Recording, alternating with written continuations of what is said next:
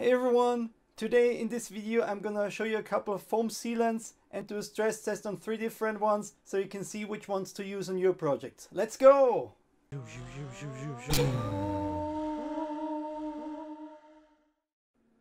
So here you have all the pieces. I tested 3 different products. First of all, I used just regular wood glue. This is German wood glue, Patex hard slime. Just mix it with water and did 4 layers on this piece. For the Plastidip, it's a bit more expensive product. It comes as a spray-on, and I did 6 layers of this on this piece. And then finally, Flexi Paint, which is a new material.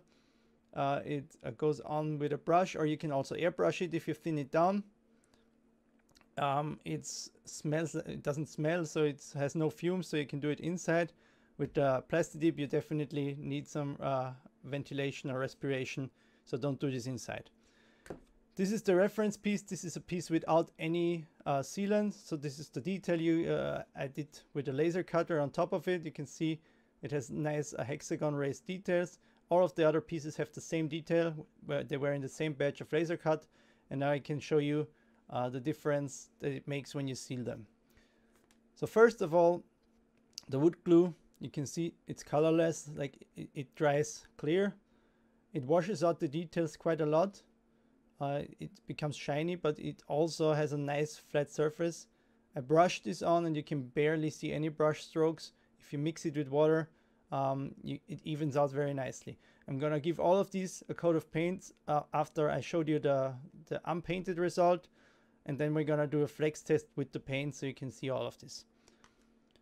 For the Plastidip, you can see there's almost no detail loss. The top of the detail is really nice, but the problem with the Plastidip is it doesn't really seal, like these rough edges out here where you can see where I sanded it. Also the inside edges, like the flat pieces. Come on camera, doesn't want to focus on this, but whatever. The inside edges are still also quite rough, so it doesn't really make them very smooth. You can see it here now. It's still quite rough, but it gives it a nice rubbery texture. It seems very flexible and durable, and it took 6 coats to get to this result. For the Flexipaint, this comes as a shiny sealant. 4 coats of the Flexipaint, you can see it also washed out a bit of the detail, not as bad as the wood glue, but it also smoothed out the sanded edges very nicely. Come on camera, but you can see it's much more smoothed out. The problem I found with Flexipaint is that it stays quite sticky, which is good for painting obviously, because the paint is gonna stick to it much better. But as you can see, it sticks on my fingers like this, which the other ones don't. So yeah, this is quite sticky, and the problem with that is if dust settles on it, you can't get it off anymore. So now that I've showed you all the unpainted results, I'm gonna do a cut here, paint them real quick. Like I'm gonna do a half paint, like tape off half of it and half of it painted and the other half without paint. And then I'm gonna show you a flex test, bend test, and see how it handles stress. So just give me a second.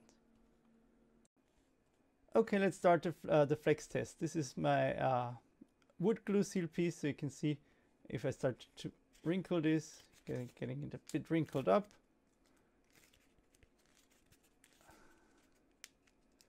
Giving it a hard time. Overall, I'm actually pretty surprised how well this holds up, but you can see here at the top points where it starts to wear down. So you can see all of these white parts are actually getting cracked, and also over here on the paint, you can see that the paint wears off, and the wrinkles back here, they just stay in there. But overall, I'm pretty surprised at how this turned out. I would have thought this would have taken much more damage from this, but like the paint cracks a little bit. You can see it a little bit here, but not too bad. Next up, the Plastidip. Let's do the same thing. Just roll it up a little bit and squish it and see what happens. And as expected, the Plastidip itself is a bit wrinkly, but not too bad. And the paint is a bit cracked where I wrinkled it up. We can try and fix this with the heat gun. I'm gonna do that once I've did the third piece. I'm gonna try the heat gun on all three pieces and see what happens afterwards. So for our third piece, this is the Flexi Paint.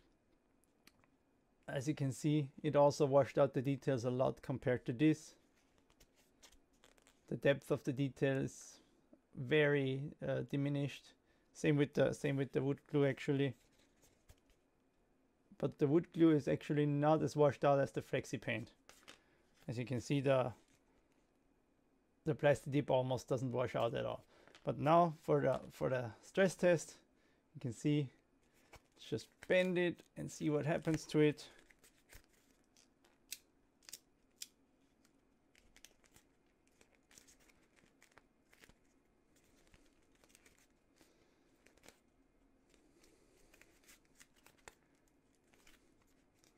And let's see. So first I need the camera to focus on this. Or not. Doesn't want to focus. Come on, camera.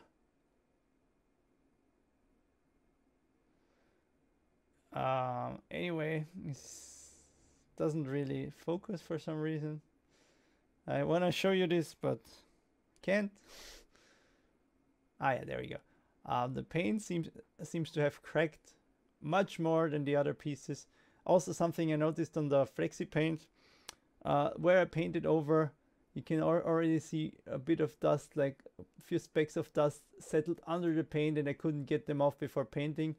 You can see the paint actually cracked quite a bit here compared to the other pieces, but that might just be the paint. And you can see here, just from touching it, it's all dusty, but the Flexi Paint itself didn't really take any damage. So let's see what happens if I hit all of this with a heat gun. I'm gonna get it right over here so you can see my heat gun. Just gonna do this real quick.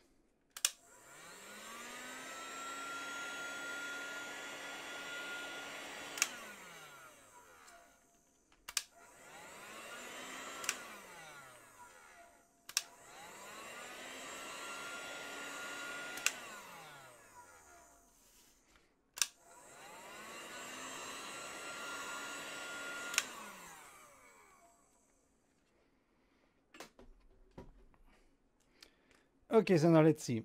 For the wood glue, it didn't actually change anything. The wood glue still is rubbed off at the top pieces here. You can see all these white marks are actually rubbed off. Same here with the paint.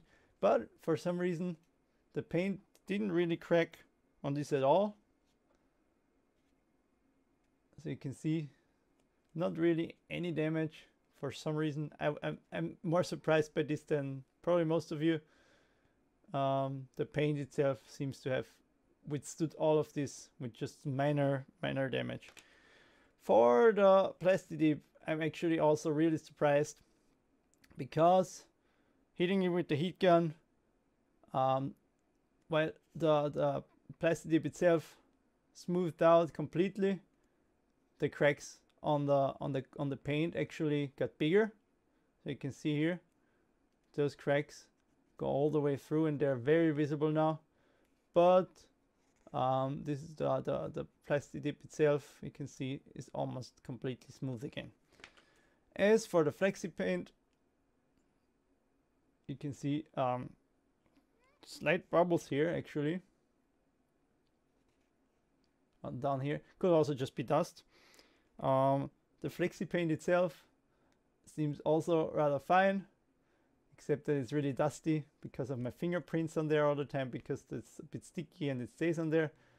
But you can see the cracks that were on the Flexi Paint are actually gone. So there's a few small air bubbles, but the cracks seem to have disappeared. So yeah, that's all three of those. That's the three things I use.